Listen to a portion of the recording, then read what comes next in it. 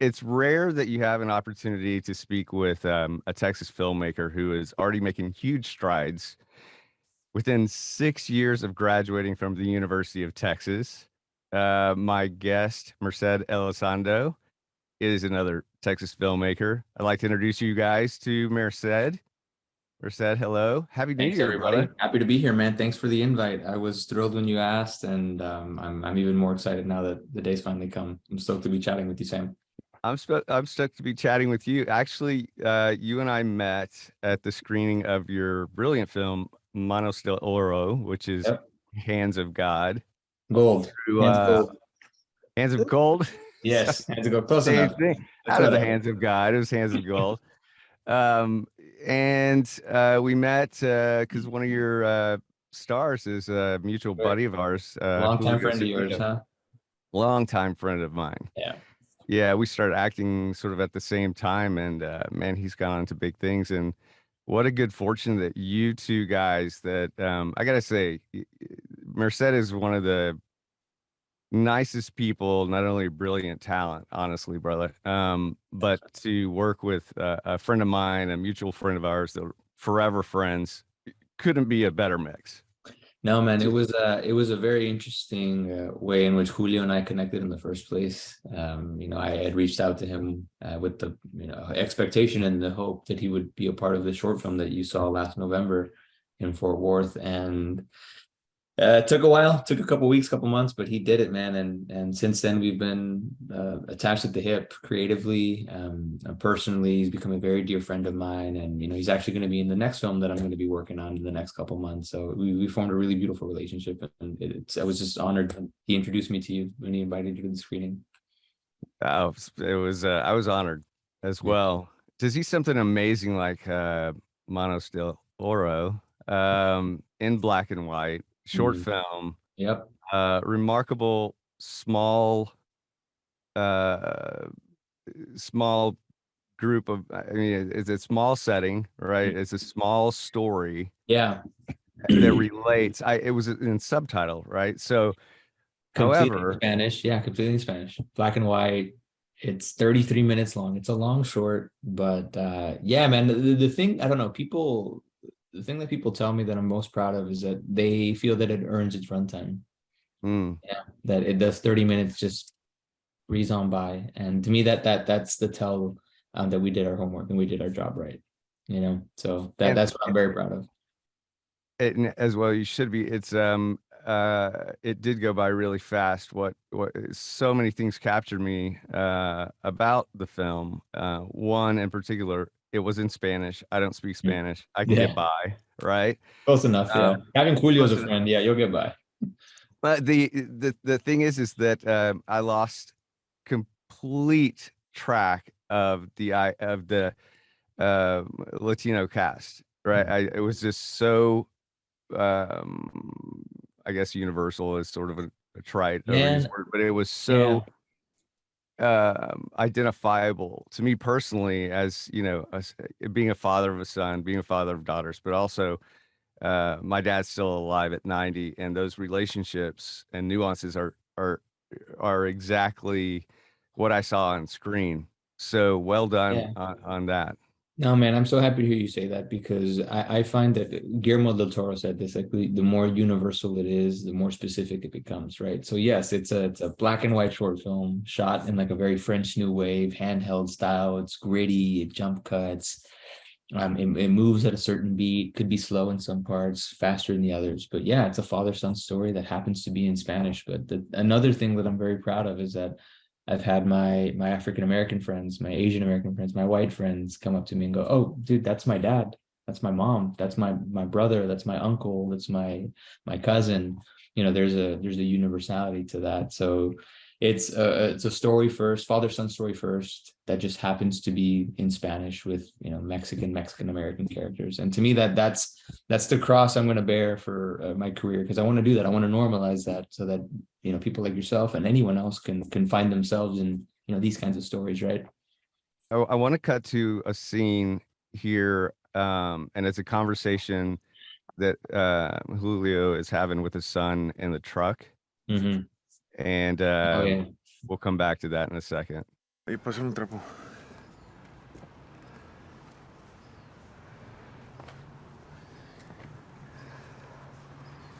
¿A qué hora regresas? Sepa. Chacho, me tiene un jale que huevo tiene que estar para mañana. Pues qué suerte. Pues una carnita a la parrilla más tarde. A ver si vienes a comer. Arre. Pero pues ahí te aviso, ¿no? ¿Qué onda con ese perro? Y llevo rato de verlo aquí de suelto por el barrio. Es el de la doñita esa que vive aquí a la cuadra. La Jiménez. Esa mera. Otro día le traje el perrito a su casa. No sé qué es lo que me dijo. Me dijo que siempre lo suelta ahí para que la gente se lo traiga y platique con ella. Dice que siente muy sola desde que murió su esposo. Le hace falta la amistad. Qué mala onda, ¿verdad? Pinche vieja loca. And so, what was it about that moment, that conversation, that was big for you? Well, that's a very interesting scene you bring up for a number of reasons. I guess I'll start with the fact that his son, that's when you really start to see his relationship that he has with his father. He's talking to him, but he's not really talking to him. You know, he's speaking to him indirectly. He's kind of throwing jabs at him indirectly. And it's where you kind of start to get the sense that, okay, something's off here. You know, they have this interesting relationship. There's a weird power dynamic that's in the middle of being all jumbled up, especially given the context in which the film is set up. It's a couple minutes into the film, and this is a person who is Sergio, the role that character Julio plays. He's a mechanic that has arthritis in his hands and he can't work anymore, so he decides to take on another job when his son very well knows that you shouldn't be doing that. Let's take it back to the shop. I'll take care of it. I'm the young buck. I've got it. And that's how our film starts. So right from the jump, we throw you into that. So that setup and that context has already been provided. And for me, that scene was just a matter of I don't know, trying to encapsulate something that I feel like I experience a lot, because we as Mexican Americans, we almost talk in code. Sometimes we're very cryptic. We like to throw little jabs, a little hook to the liver, a little uppercut. But without actually being mean or direct, because we don't want to be mean and direct. So that was the essence of that scene. However, there is a moment at the very end of that where it's very interesting. Not many people ask me about this. I'm glad that you did. That whole bit about the dog, and this old woman lost her dog. I'm going to go drop him off, and she said that she lets him out every now and again because she's been very lonely since her husband died, and she just needs someone to keep her company. She just wants someone to come visit her. As a couple of weeks before Manos de Oro even just was planted in my head as an idea, I was actually writing that script. It was about an older woman, a grandmother who was lonely because of her husband passed away, and she had a dog, and she would let him out just so that people can come and talk to her. Because I drove by a missing dog sign once, and I thought, what's the story there? Like, that's interesting. Like, why I don't know, why am I being called to this? Why am I attracted to this? And I was in the middle of working on that, and then anyway, long story short, Manos de Oro came to be in the way that it did, and I ended up planning that idea conversationally into that scene. And it's a little subliminal, charge at what it is that I've done and will continue to do. It's an insider for me to catch, and if you catch it, great, and if you don't, then none the wiser. Yeah, and it's to capture in any short film, 30 minutes, even in a feature film, it's really difficult to Yeah. capture those nuances as well as this sort of these other topics that are in there as far as mental health, as far as Yeah. dealing with your mentor, your father. Every kid rebels and says, "I can do this myself. Yeah. You've Oh taught yeah. me well enough, right?" And then sort of to watch that not only that transition, but also that facing of mortality, right? And Oh and yeah. and and you capture that, and then it evolves to I want to cut to this final scene in the Mhm. truck.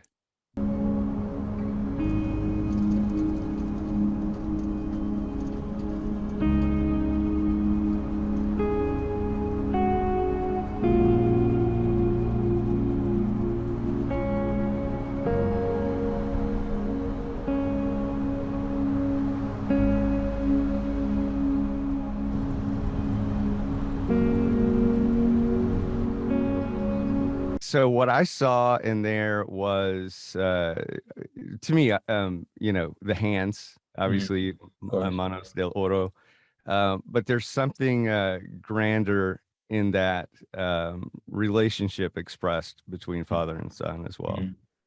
No, absolutely.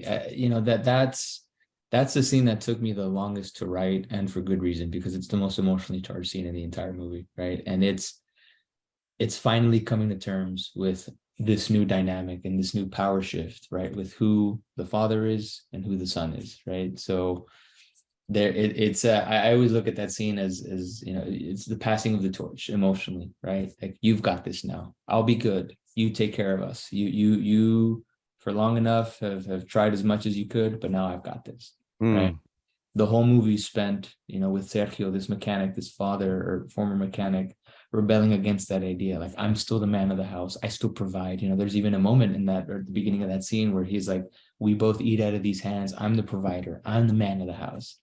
And sadly, that's not the case anymore. And in the darkest hours of time, when we're sick, we have something come up, that's when we should be leaning on our family the most, right? But as Mexican Americans, as Latinos, we have this, I don't know, this pride to us, this ego that we refuse to ask for help. I'm a man. I take care of everything. I'm the boss, right? There's this attitude that's very prevalent in our culture, and it was this film was a response basically directly to that. The ending scene to this film, all across the board, is an acceptance, to that idea that it's okay to ask for help. You're not alone, right? You don't have to deal with depression, with bipolar. You don't have to deal with anxiety by yourself. There's help to be sought after, and it's available to you. And you can start with the people that live under your roof. Your son, your mother, your husband, your wife, any insert person here. So the ending's all about acceptance and the passing of the torch emotionally.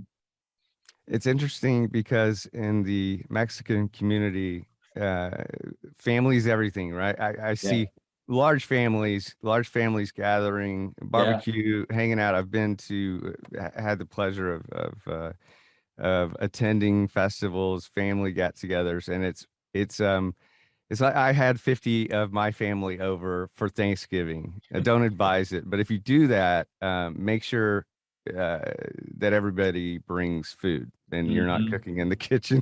Yeah. Oh yeah. Oh my So, God. but the reality of what you just said is so true. It's there's strength in asking for help, and even though 100%. you're surrounded by so many, it's so big of a family, there's some isolation in that, and then you put the pride in that, and it unfortunately comes to those moments like in the film where it's tragically sort of at the end, right? Yeah, well, the way I like to make films, Sam, I'm someone whose real life very much informs the work that I do as a filmmaker. Every single film that I've done, has almost been like a mini documentary, in my opinion, because I strip moments, experiences, fears, anxieties out of my life directly, and then I Mm. put them on screen. There's a saying that filmmakers don't go to the therapy; they make movies about it, right? And therapy is great. I love therapy, and it's incredible. However, there is something to be said about that notion that we as filmmakers we deal with a lot of what it is that we go through. At least I do, certainly, by reflecting on it through characters that are new and revelatory. It reveals just as much to me as it does to the audience when they watch it. Right, I'm figuring it out. I'm discovering it myself. So yeah, man, that's just the way I like to make movies. I tap into the personal, I tap into the deep, and I'll see where it takes me. And that goes for all the films that I've made and will continue to make. I don't know how to make movies otherwise, in my opinion. I can conceive of stories, I can conceive of ideas, but there has to be just an anchor, like a way in for me personally to make it my own and give it my voice. What's and for those of you who don't know, the accolades for Merced, go on and on within this again short 6 year period of filmmaking. Manos de Oro won Best Short Film Award at the Tomorrow's Filmmaker Today program. Mhm. You were honored as Person of the Year by the National Hispanic Institute of 2021 and selected as Directing Fellow for Ryan Murphy's Half Initiative in 2022. Yeah. And those are amazing and well deserved. What I also admire about you is there is a book called The War of Art. Yeah. And for artists, what I garner from the book is the biggest challenge for artists, particularly writers, is doing the work, is actually sitting down and writing. And Yeah. and so that I admire that you have challenged that resistance and gone full force into multiple projects. And I'm sure your library of things that you're ready to do. And Dude, I've uh, got a notebook of ideas. I mean, and it spans pages deep, man. So it's I appreciate you saying that. It is a lot of work, and you know, for all that you mentioned, which has been incredible, and I'm just so grateful to have had up until this point in my career. You know, I'm only 28, but there's a long way to go. You know, there's certainly a long way to go. You know, the buck doesn't stop here. We've got a lot of other exciting ideas and projects in the works right now, which I'm excited to talk to you about. But you know, it is it's been challenging. You know, I started this when I graduated at UT Austin. I studied advertising. I didn't go to film school, so a lot of this has been self-taught, mostly on my part, just being on a set, reading books. I'm looking at a filmmaking book on my desk right now. I'm always a student of the game, always trying to learn, watching thousands of hours of YouTube videos just to play catch up. And in a way, I don't know, man. I always feel like I've had a chip on my shoulder, and I like that. And the minute I lose that chip, I feel like I'm starting to head in the wrong direction. You know, I like to feel that my back's against the wall to an extent. You know, not pressure me enough to where it cripples me, but enough to where I feel like, okay, like I have a purpose, and I have to learn, and I always have to be a student of the game. Always watch movies, always read the trades. Just it keeps me sharp, right? So for me, it's been a journey. You know, I still work a day job. You know, I have since I graduated college. I still do. But by night, what am I doing? I'm writing screenplays. I'm directing. I'm producing. I'm working on the weekends. So it's a sacrifice for sure. But to, you know, any filmmakers out there listening, if you believe in it as much as I do, then I'd say you're on the right track. what is it about Texas as a canvas that as a filmmaker, what does Texas mean to you in terms of story and production? That's a great question. Well, I started in Texas. You know, Dallas, Texas is my home. I was born and raised here. You know, like I said, I went to UT for a couple of years, but the second I graduated, I moved back home. You know, this is where my friends are. This is where my family is.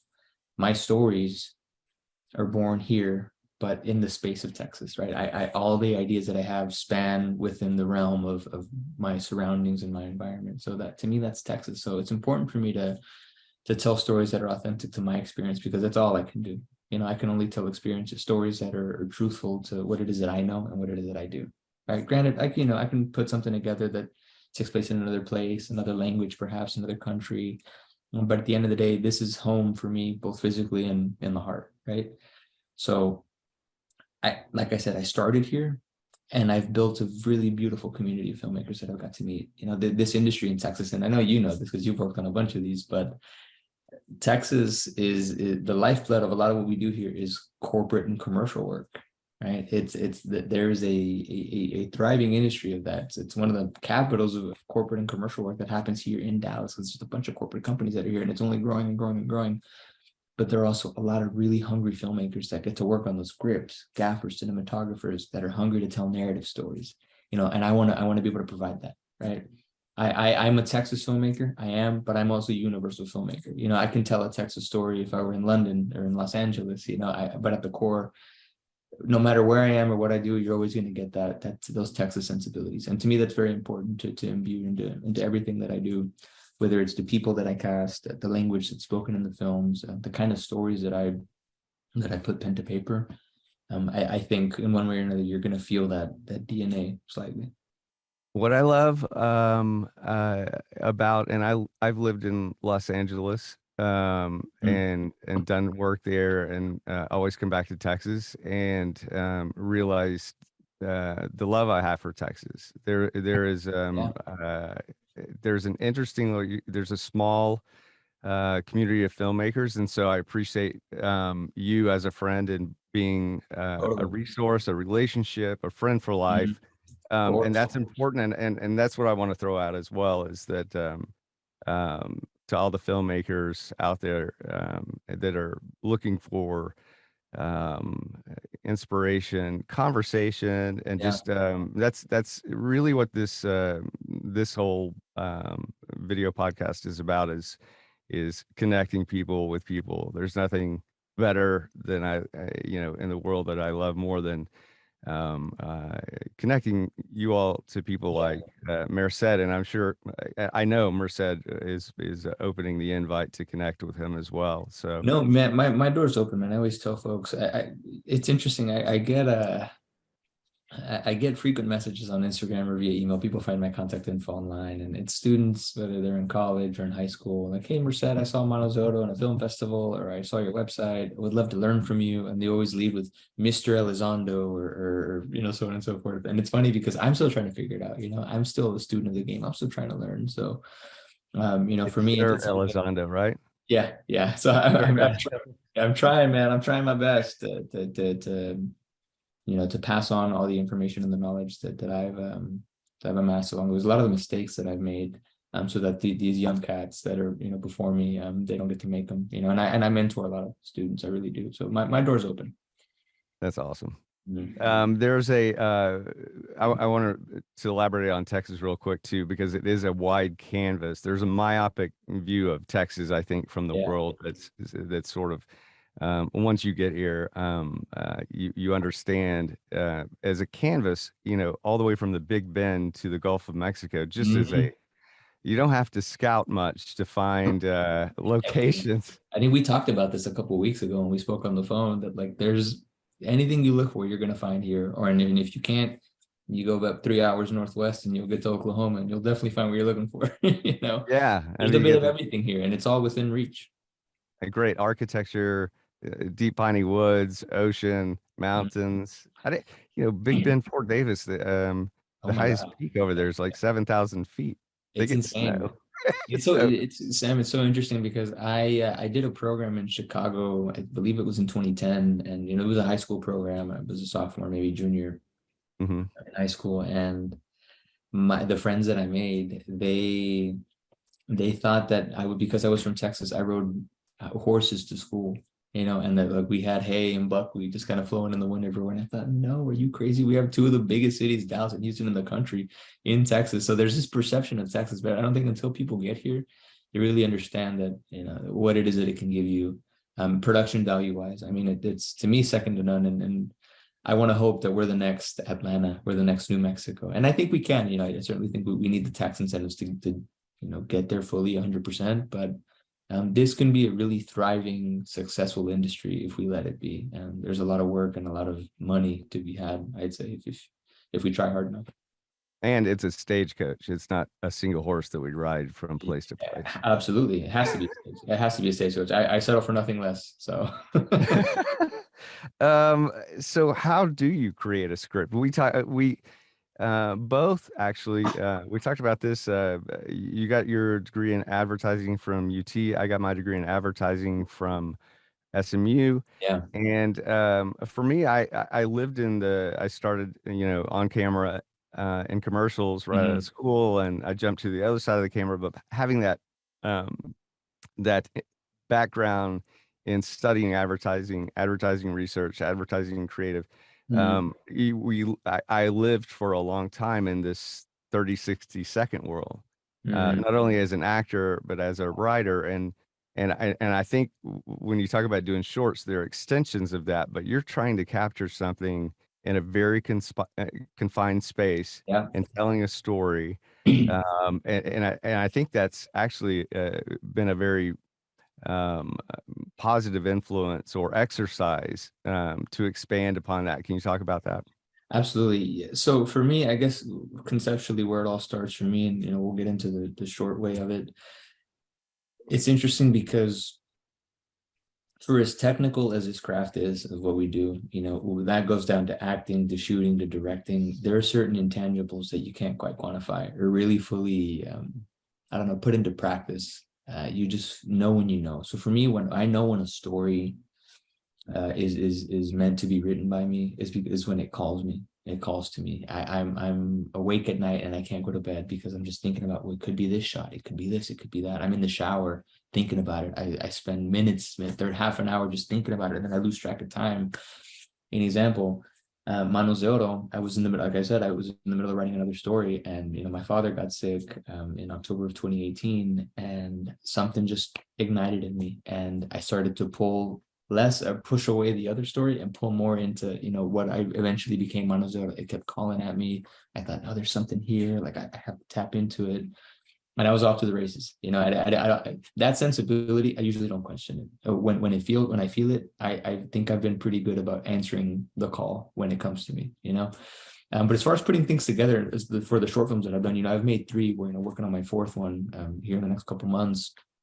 There's a saying and an understanding that shorts are often harder than feature films or pilots, because you're right. You said it best, man. You have to tell a story in a very condensed amount of time. And shorts, they span, all across the like the runtime spectrum. It could be 5 minutes, 10, 15, 20, 25. Manos de Oro is 33 minutes. It's a very long short film. But that just goes to show you that it can be whatever you want it to be. So I'd say the shorter, the better, for sure, when it comes to putting a short film together, because the audience has to believe genuinely before that picture goes up, when you're on black in the very beginning, as soon as you hit play, that there was a world that existed before this, and that these characters existed before this. Like, it's the saying is start late, leave early. If you throw people in, okay, where am I? I'm disoriented, what's going on? And then by the end of it, you think, that's it. Oh man, no, I want more. We tried to do that to an extent with Manos de Oro. We throw you right in and we leave you wanting more. I want audiences to think, what happens to them? What's going on? And to me, that's what a good short film can do. It's a moment in time. Call it a day, call it an hour, call it a span of a couple days. But our job as short filmmakers is to condense that as much as we can to tell a very confined sandbox of a story. And then once you have your parameters, you work within that sandbox. What happens on this day? In this hour, in minute 22, this happens, and this happens, and this happens, and this happens. But you always got to remember, you start late and you leave early. I don't want people hungry for more at the end of it. I'm to an extent, I'm still kind of figuring it out, right? Because I'm about to start. I'm in the middle of working on a feature film, which is, going to be the short film I'm working on next is a proof of concept for my feature of the same name. The Morning Of is what it's called. And I've never written a feature before, but I feel ready now because I've told these, 20, 15, 30-minute chunks of stories in increments. Now it's my job to tell an hour and a half, 2 hour long story in a very same way, but with the understanding that my paintbrush just got a lot more expansive. I can span time, years can pass. I can do flashbacks, with the feature.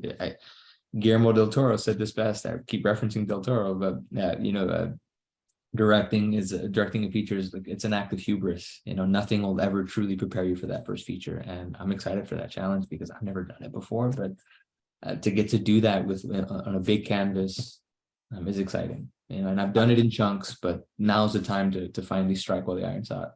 I want to get to the Morning Of in a second. It's big in so many ways for you personally. I want to share something really quick that you and I have a shared sort of past. That you after school you worked in production as a producer at a particular studio called AMS, where I did a ton of work over the years. Did you really? What shows did you work on? No way. Well, the last was Hewlett HP was a big campaign, and so I would go in the studio and do a lot of spots for them, voiceover wise. And then before that, I did multiple industrials and shows, and so that was home. That's you called it home as a producer, I called it home. So it's and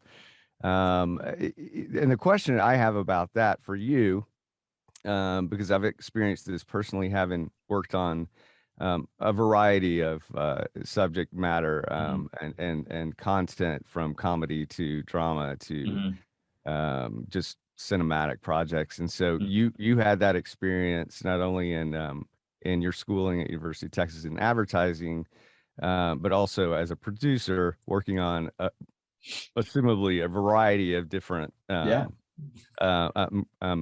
content. So was it before school that you got your chip on your shoulder? Was it before? Was it before somewhere in life that film or a film or a filmmaker inspired you, that gave you a hook, that knew later on you would land in this genre, that you are a storyteller in a very specific way of deep-hearted singular subjects Hmm. on a cinematic scale that are deeply meaningful? That's a wonderful question, Sam. I would say if I had to trace it back to one key moment for me, it was I believe it was a Wednesday, actually. I must have been like 12, 13 years old. My dad came home with, I mean, two trash bags full of DVDs and VHSs, you know, and someone had told him he's a mechanic. Someone just sold him a bunch of old DVDs and movies and Blu-rays and things. And, you know, in that pile was Lawrence of Arabia. You know, we had all the Disney classic movies. We had The Sandlot. We had, I mean, just any movie you can think of. It was all the Star Wars movies. That's when I fell in love with movies. That's when I fell in love with cinema, because as a kid, what else are you going to do during the summer than just watch movies, right? And fall in love. And I fell in love right there. I didn't go to the film school because I didn't think that that was a realistic possibility for someone like me. You know, I'm from South Dallas, I'm from Oak Cliff, and especially being Latino and Hispanic, that wasn't a real possibility. I just didn't think, like, directors, they're not real people. That's not an attainable goal. Certainly in my community, you know, there are no artists in my family.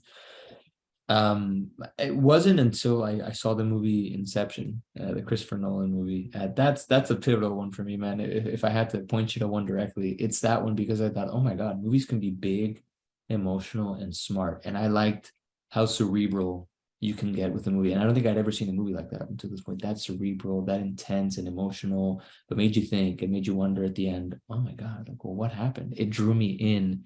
And I thought, well, I want people to feel that way about what I do. So it was the aspiration of wanting to make people feel the same way that Inception made me feel when I was a kid, right? When I watched that one in theaters. So as far as the genre and the kind of stories that I tell, that I think that just kind of came along the way, because I've naturally just gravitated more towards drama, more character-driven stories. And that's just what I like. That's just what I'm drawn towards. And again, it's just one of those things that it's an intangible that I never really questioned. It's a thing that I enjoy.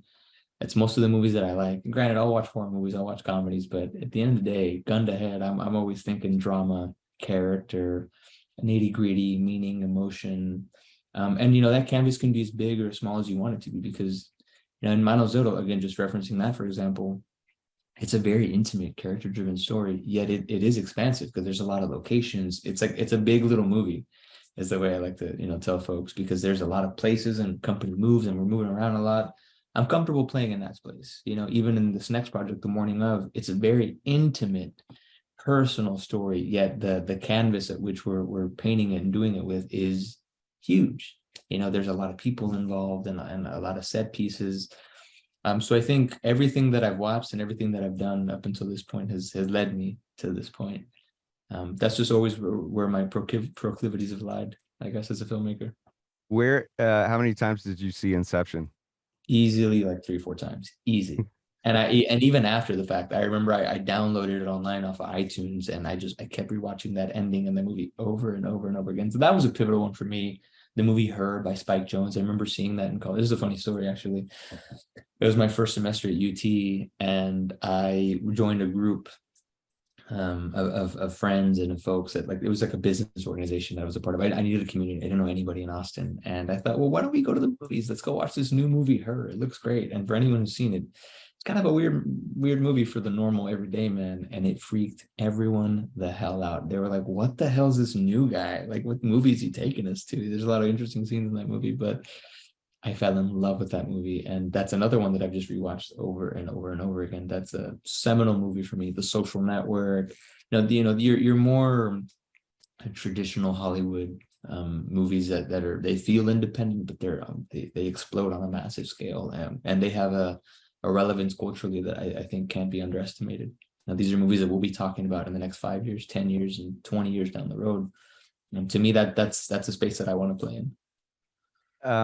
So the Wednesday it's funny that you remember the Wednesday that was the pivotal moment. I wonder because in Spanish, miércoles is Wednesday. If it was because it was close to Merced. Yeah. That might have something. I mean, dude, if you're a believing man, then and if you believe in faith, I don't know. It's out There there. you go. It's out there for you. I don't know, man. I don't know. Let's talk about the morning of and what's going on with this cool film because I've seen a lot of information. We've talked a lot about it. Yeah, yeah, It's part of the initiative, right? yeah. Yeah. So, how did that come about?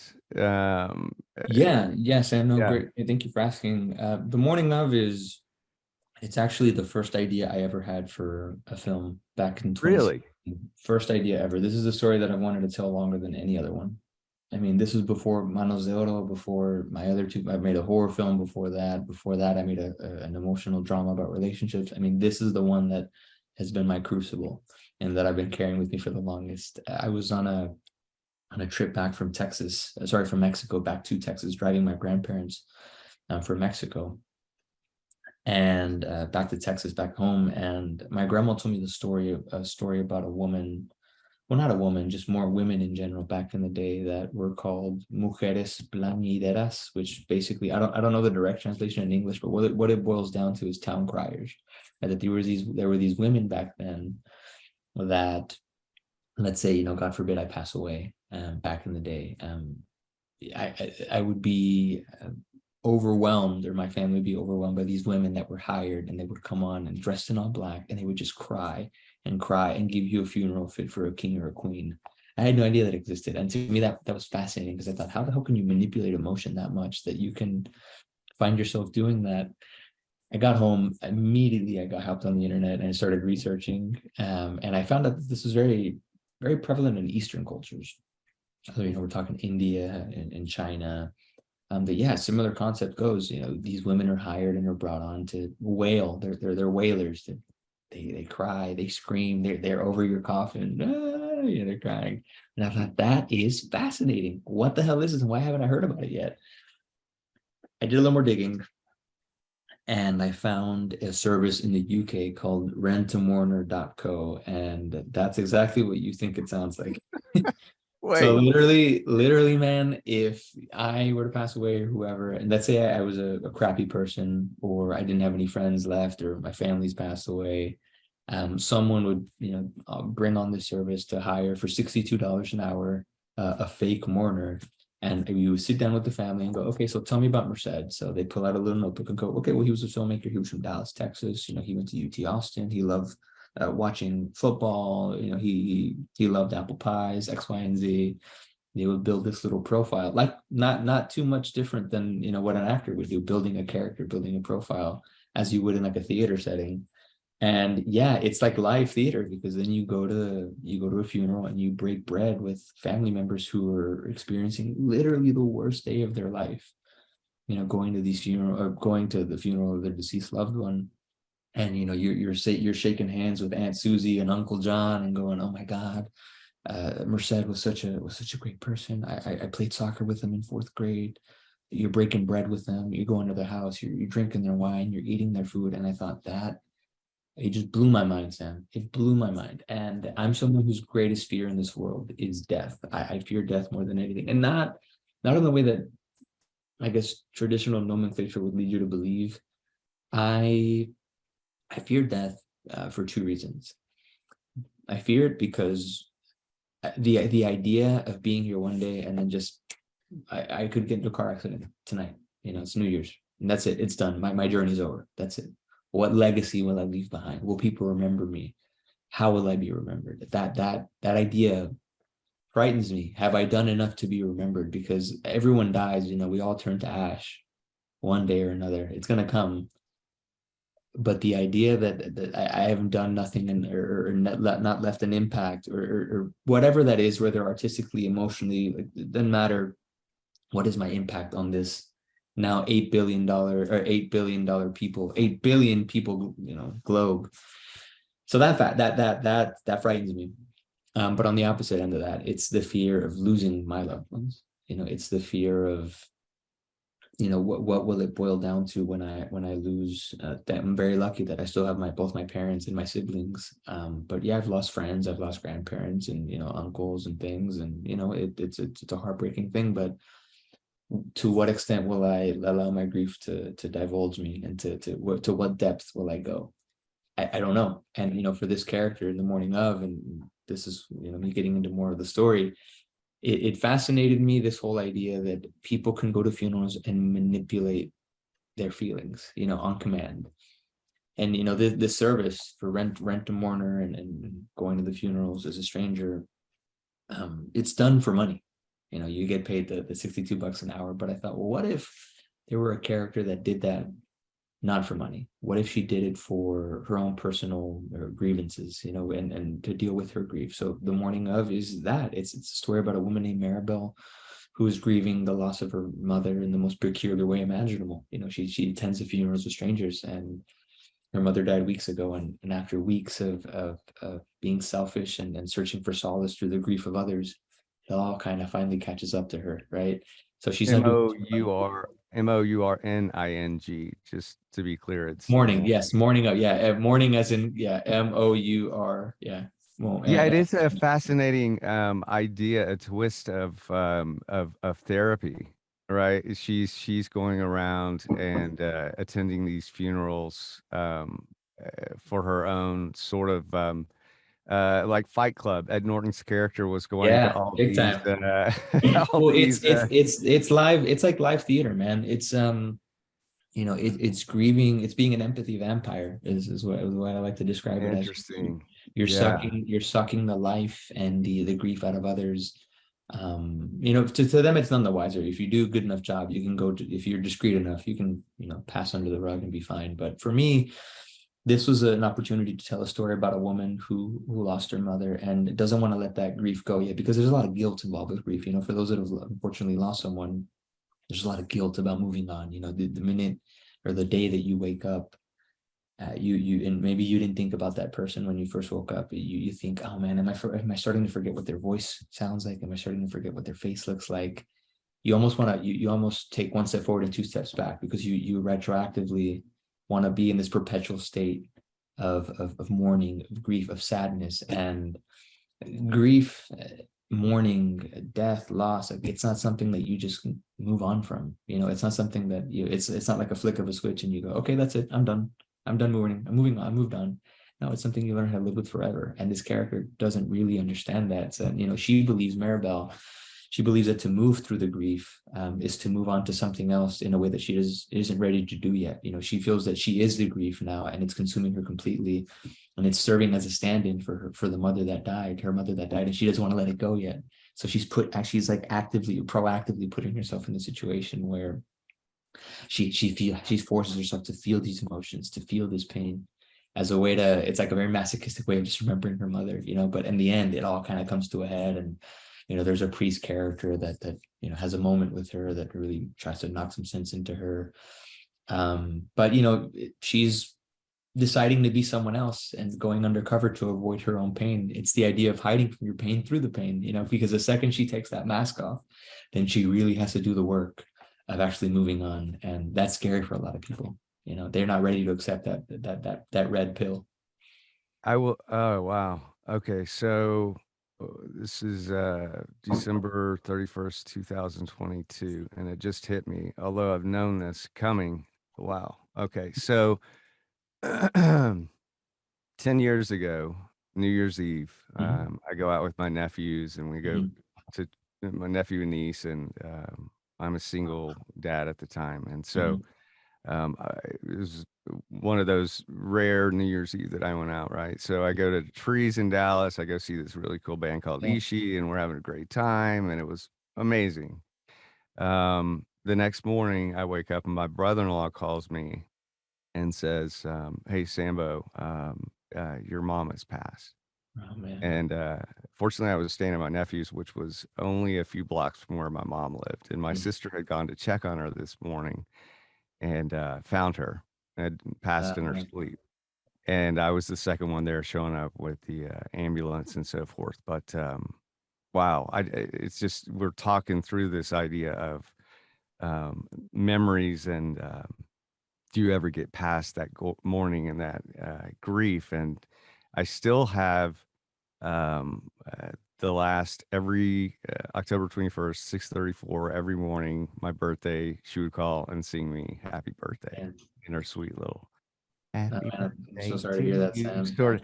Well, I'll tell you, I keep I have those messages, I have pictures, I have the memories. When you're talking about legacy, what you're doing is so important, as in leaving your mark and telling these stories, and it's really big and meaningful, especially when you're doing the films you're doing that relate to family, Manos del Oro and the morning of, and as you were describing this girl who's trying to somehow sort of placate her emotions of Yeah, no, man. loss. I mean, it's I like get that. a I get that. So it's like a phantom limb, right? Like it's not there, but you feel that it's there when it actually exists in this emotional space with her, right? You know, she's looking for her deceased mother in the physical space, right? When in reality, like, she's not there anymore. She's in mm, the emotional space. And I think it's perfectly normal, Sam, to still have the attachment to the person that passed away and to engage with it. But I think you have to change your expectation of that relationship since it no longer exists in space and time. You know, yeah. it exists in this new space in your life. You're never going to physically see them again.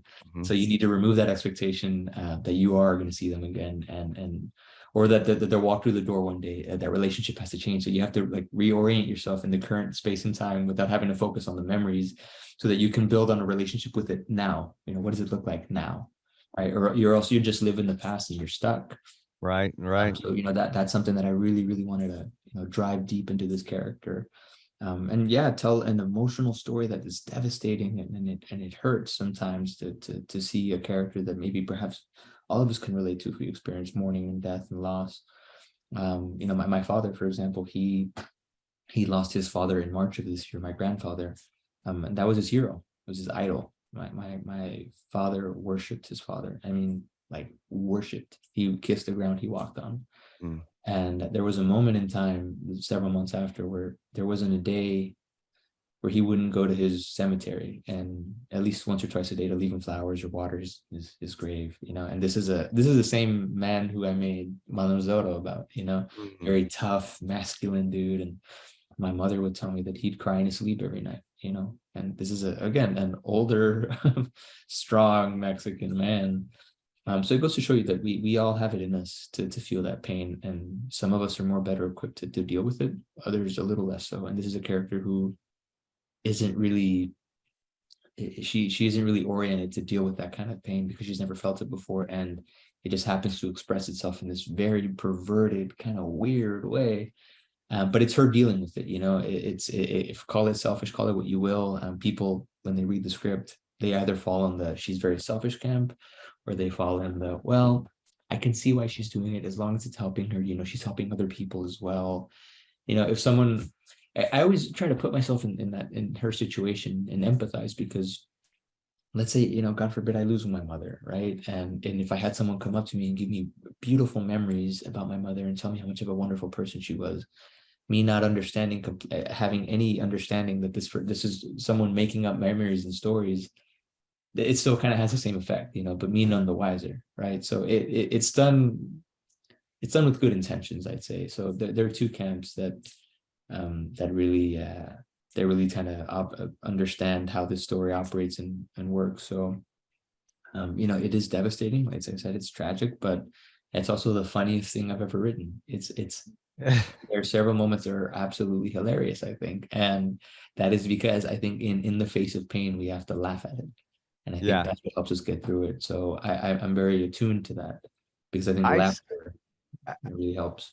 It's absolutely amazing because my siblings and I, and nieces, nephews, everyone. I mean, we have when we talk of my mom, for example, there's a smile, there's a laugh, there's a love Yeah. because she expressed that to the world. And to me, I will tell you the profoundness of this moment of having this ironic twist of 10 years to today. Yeah. is Wow. that she was my biggest fan as far as go do whatever it is you want to do, go Yeah. express your creativity. Well, you know, you're doing this on TV. She was always the one that was applauding. So she would be, you know, she's, you know, present in heart and spirit with this conversation in particularly, and there's no irony in the Wednesday you were talking about. Yeah. No. This moment right here, it's it's it's it's not ironically timely. So I appreciate your moment and this time and the films that you make, because those are, when you're talking about leaving a legacy and the stories that are profoundly impacting others, the great thing about film is they never go away, right? Is that they are encapsulated in time and will forever tell the story you're telling. So Yeah. Manos de Oro. So then here's the crazy thing. So you and I have friends that are filmmakers in LA and there's thousands of scripts, right? And there's really great good scripts. Mhm. Really good, a lot of good scripts, and there's a lot of, you know, bad content out there. Mhm. But Right. I just lost you, I No, think. sorry, I'm there. Yeah. Oh, Sorry. there you go. But so you get you win awards with Monos, right? Mhm. Mhm. And then from that you now get to make in association with support from Warner Brothers, um Yeah. this amazing Yeah. short that's going to turn into a feature, and there's an opportunity for um people to get involved as well and Absolutely. participate as we speak. And I want to you know, how can well, A, how did all that happen, right? And Yeah. then B, how can there's really something cool that people watching right now, you know, people in the community in some small and big way can have an impact in this film. Totally. And so that's super exciting. And so go No, with no, that. please, man. No, thanks for bringing that up. Yeah, we in November, a couple of weeks back, we won an award from Warner Brothers. It was a grant program, international grant program, I should say. It was open globally. They only picked one project, and yeah, my team and I submitted. And these are people who I've met through programs that I was fortunate enough to do through Manos de Oro. Producers, friends of mine, all in Los Angeles. I have 3 producers in Los Angeles. Some executive producers as well. I've never had that before, man. I'm from Dallas, Texas. Yeah, I've self-produced everything that I've done, so now I have bosses to an extent that I answer to, right? But yeah, we put together, I think, a really strong pitch and a deck that I think maybe resonated with the judges. And yeah, we won a grant for $35,000 to make this project, which is very exciting. And it's a major studio, number one, but number two, for them to highlight and recognize a Dallas filmmaker, a Texas filmmaker, in this way. I don't know that they've ever done that before, and it's the honor of a lifetime, man. And I'm so incredibly grateful. And that is a lot of money, but the reality is that because of the way the story is structured, we need a lot more. And we're actively, as we speak, looking to secure more funding. And you asked how people can get involved. My team at the morning of, we applied for fiscal sponsorship. And basically, for those who don't know what that is, effectively, we have a page through an organization, a nonprofit called the Film Collaborative, where people can donate to the film, and any support that we receive is 100% tax deductible. So you can write it off in your taxes. So at the beginning of the fiscal year, starting next year, come tax season or what have you, however you want to organize it and set it up, you have 2 options. Either, you can support us financially to help make this project directly. If you don't really care about the tax incentive, we can obviously talk about, whatever credits we can provide and access to the film, because we want to obviously play all the big film festivals. And, Julio's involved in the film, and we're looking to get more star power attached to the project as well. So we can provide access, and for those interested in wanting to really get a bite at the apple of what it means to put a film together and be on a set of with a film like this. But also, for those who want, to write off their taxes, they want to make a charitable donation to this organization. And how it works is, people donate to the Film Collaborative, and then they help us. They handle all the tax receipt and legal paperwork so that you can get that tax deduction come tax season. So not many shorts do that. It's kind of a rarity, but we got approved, and we're in the middle of supporting. So if you in the link in the notes, if I would love if you could, put a link to the to our page to donate, and anyone else can reach out to me directly on Instagram, on my email. I'm pretty accessible. Like I said, my door's wide open, and we can have a conversation about how we can get you on the team and make a movie together. And that's what it's about. Well, that's really cool to be able to be part of something that's already associated with a big credit, with a big Warner studio, Brothers, yeah. Warner Brothers. And that's pretty Yeah. badass. And Yeah, man, so, so what's your capital raise at this point, or your donation raise, or what are you looking for? How much we're looking for about $100,000. North of that, we could make this movie comfortably, but I think with $100,000, that's what we're eyeballing ideally. We've raised some funds now. We raised about an additional 10, 15 that I know is going to come in for sure. About an extra $15,000, let's say, on top of what we received from Warner Brothers. So, we're getting close, and people want to support projects that they know already has support. So we have support, not just from Warner Brothers, but from other people that believe in me. And again, it goes back to the work that, I've been building up to for years, because Manos de Oro helped me do that. Now people watch this film, they see the awards, they see the press, and they think, okay, well, this is a filmmaker worth trusting. You're in good hands with me as a filmmaker. I protect my stories. I protect my characters. I am the shepherd of this very emotional story that we just spoke about a couple minutes ago. I take very good care of what it is that I do, because it means so much to me. Like I said, I work day and night on my stories. I work long hours. I work weekends. This takes me away from family, from friends, from relationships. So I'm not a prolific filmmaker in that regard. I don't make a movie every 1 month or 2 months and slap it up online and go, watch my new movie. When I'm going to make something and do something, it better damn well be because I have something to say, and I have something to say right now. And I feel like my microphone is louder than ever right now. I feel like I'm at a position where I'm very strong, and I've learned a lot and become a better director and become a better filmmaker. And I'm ready to tell the best movie the best story I've ever told, and the strongest movie I've ever made. So we've raised some money, we have some support, and we need more. So I encourage your listeners, your followers, to try to support us, ask me questions, talk to Sam about it. He'll get us in touch.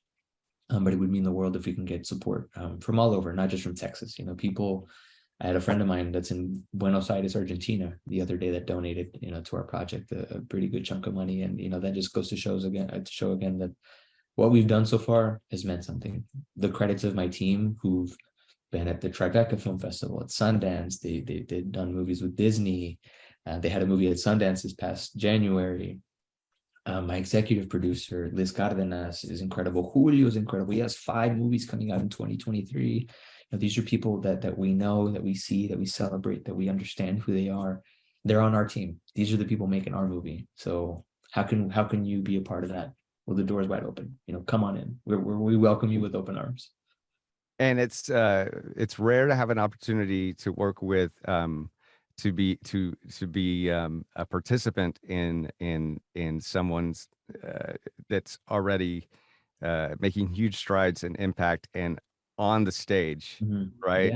Yeah. And with an amazing cast, and to see that you're part of the launch pad of the trajectory that Merced is and his team is going on continuously, and it's going to be fucking awesome. And I would totally encourage everybody to and Merced, it's $20 or $100 or 1,000. It doesn't matter, right? Doesn't matter. Honestly, we will welcome any support, any kind of donation with open arms, you guys. It can be as little as 10, 15 cup of coffee, $5-10. That'll get us closer and closer and closer. And obviously for those that are considering making more of a larger contribution, then like I mentioned, that we have ways to build a relationship with you so that you can feel that you're a little more involved with the team. Give you an executive producer credit, an associate producer credit, have you join us on set, give you an early look at the film, have you meet the actors.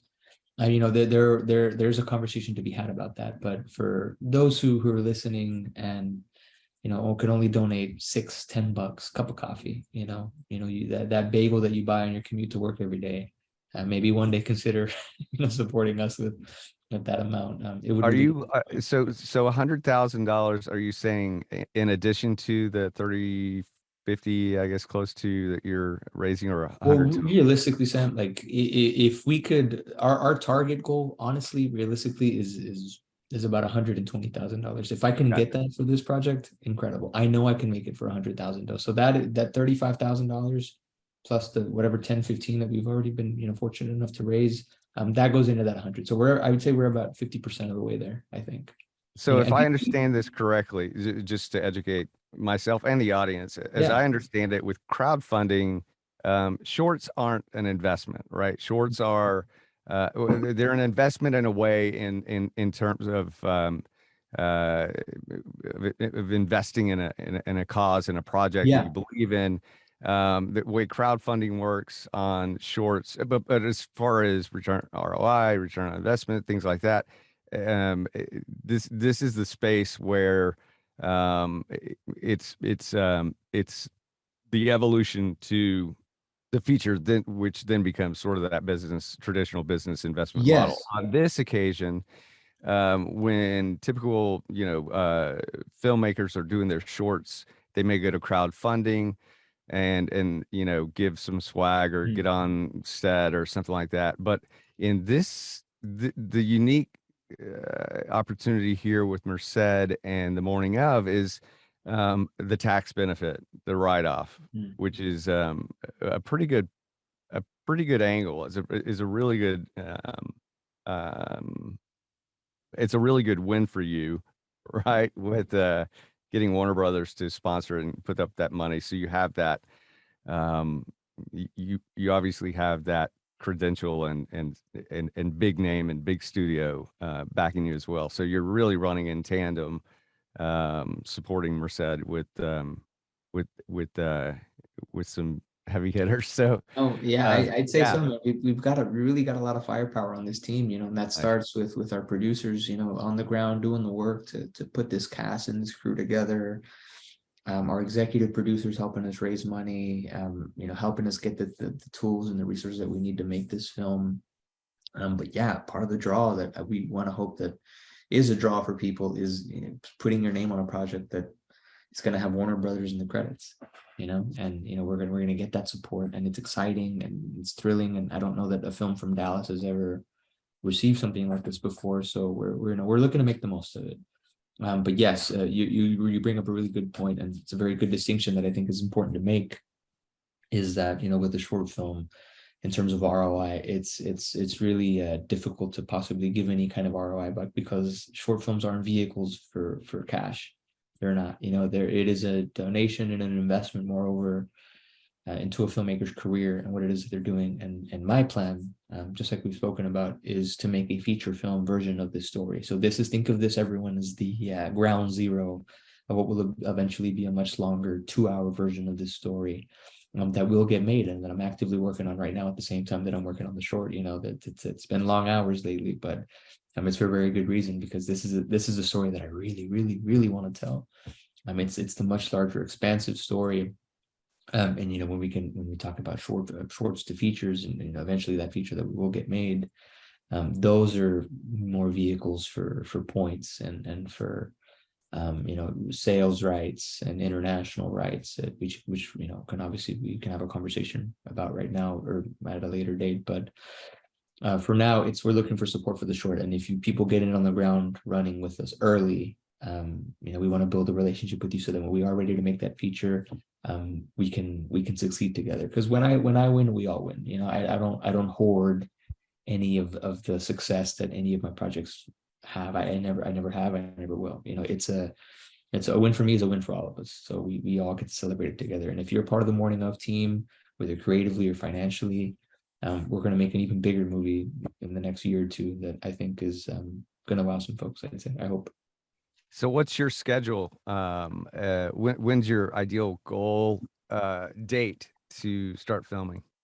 We want to shoot in the last week of March, first week of April is really what we're eyeballing. So obviously, just to meet fall festival deadlines, is really what it boils down to. Granted, that That also doesn't factor in crew availability, cast availability. If if one of the main actresses that we're looking for tells us she wants to do it but can only do it in August, we're going to do it in August.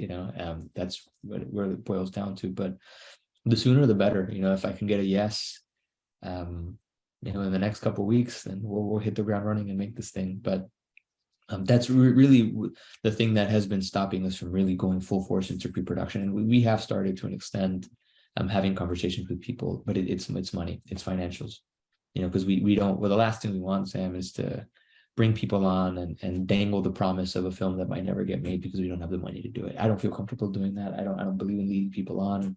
I'm a very transparent, forthcoming person. So the minute that I feel that we're in a place that's strong enough financially to actually open the door to start hiring people and bringing them on, then I think we're ready. I totally support you. I believe this is well, first off, you're just a damn good person. Thanks. You're a human being, and you're doing amazing work, and I believe in it. So that's why we're having this conversation. I did earlier this year, Julio was in a film that I was fortunate enough to be an investor, executive producer, participant in a movie called Deadland. And again, Julio stars in it. And I met, he's such a generous guy. I've met so many people through Julio Cidio. Yeah. And what really strikes me is just fantastic is these are all Texas filmmakers, right? Originally from Texas, working in California. Some have moved back and have had years of tenure in writing and editing and so forth. And the shoot schedule for a feature in 30 days is just remarkable, right? So you shot Manos in 6 days. 6 days. Yeah, we shot that in 6 days. And in fact, my first cut of that movie was 49 or 52 minutes, which is like well on its way to being a feature film. And we did that in 6 days. So the efficiency is what I'm talking about. Is super efficient. And so I would imagine that the morning of would be sort of similar, it's just the way we do business. It's just how we make movies here, or at least how I make my movies. I go in with a plan, certainly, as all filmmakers do, at least anyone who's smart. I think you go into your days with the plan. But I think with this one in particular, Sam, I want to do something that I've never really done before. I did it with Merced Elizondo to an extent. Julio taught me this. He's taught me so much, and I learned a lot from him. He's a friend, and he's a mentor, right? But it's to find space for magic, not being so married to an idea when you walk into a set. It's not being so in love with an idea and precious with an idea just because you conceived of it the night before, a couple of days before, because the minute you see the light hitting the actor's face, the minute you see him in wardrobe, you see him in the location, nothing will ever look like what you thought it would in your head, and you think, oh, I need to adjust. And any smart filmmaker will adjust, and you leave room for magic, is what I like to say. So yes, I have a plan, but I leave room for magic. What are the moments that we can find? Improvisations, trying new things, while still being efficient, of course. It's adhering to a schedule and being responsible for everybody's time, and financially, of course, we don't want to go any longer than we have to. But I think about this way ahead of time so that I schedule and I allot my playtime, my magic time. I need to have that, and I'm going to make sure that I have that with this one. Isn't that an interesting? It's a challenge to write, direct, have a budget restraint, have limitations on schedule and actors availability, and still leave space in there with patience. Yeah. How do you manage that? I think it's priorities, man. It's prioritizing with the team that you have, and it takes a good team, because not everyone believes in that way of thinking and the way of making movies. Because we're, at the end of the day, we're not making a schedule, we're making a movie. When we're on set, right? I firmly believe that. So it's understanding that when I get to set and there's an important scene with that I think has room for magic, get all the stuff that I think I need and that I for sure know that I want, but prioritizing that playtime. And if I see something that just calls my attention, or an actor wants to say a line differently, it's running with it and going with it and then making it up after the fact. It's having a team that can really, really, really support you in that regard. And I'm thankful and very grateful that the team that I have now, they understand that. It's not just, okay, we got the shot, okay, next. We got to do the next scene, okay, next. It's not robotic. We're not, we're not on a conveyor belt. We're making art at the end of the day. Yes, it is a business as much as it is an art, but there are other people handling the business. I'm there to make the art. I'm there to work with my actors closely, be an actor's director, to find those moments, to dig for them. And a lot of that work too, Julio and I did this very well. And this is why I think it worked on Mano Zorro. And I'm going to do it as well with The Morning Of. We were so in sync about this character and about the story. We actually just talked about this over dinner a couple of weeks ago, that when something wasn't feeling right, all we did was just look at each other and just nod our heads and go, it's not working. Yeah, it's not working. All right, let's try something different. Like, we knew. And that helps, because when you're trying to figure it out on set, you'll never make the day. We were, Julio and I, and Fero, my other actor who plays the son in Mano Zorro, everyone on that team, my DP, we were communicating like dolphins. Like we everybody knew what they had to do, and everybody knew the essence of the story, so that when we had to deviate, at the end of the day, it still kept to the honesty and the truth of the story that we were trying to tell. Julio knew that, everybody else knew that. So we found it, man. And the minute we had to pivot, we pivoted in a very efficient way. And I want to make sure I do that in The Morning Of too. So with that, I know you're onto your 15 million page notebook of scripts and ideas, and you got to get back to what you're doing. And I appreciate your time, and Happy New Year, brother. And I appreciate having friends that are watching this, and family and associates, filmmakers, and people that are just wanting to know more about what it is to make films, what it is to be passionate, and not forgetting where you started, and your ambitions and hopes for continuing on, and just don't stop, right? Just just keep going, and knowing that there are people, especially in Texas, for example. It seems like, oh, there must be a lot of filmmakers and productions, but it is a very small community that sort of bands together. So anybody that's out there too that is looking for a way to connect and get involved, this is a perfect way to do that, with The Morning Of specifically. And I am going to point to a link of how you guys get involved with Merced, because I think it's going to be fucking amazing. Thanks, man. And just an amazing opportunity to speak with Merced, and get to see what he's working on, and be a part of that. I really implore you to do that, because it's no other way to say it than a unique experience and opportunity, in some small or big way, to see something you're involved in go big. And look, I already know this. I mean, Monos won awards. The Morning Of it's going to win a ton of awards. Thanks, man. And it's going to be really cool in the future to be able to say, oh my gosh, I was part of that. That's so cool. And just to watch your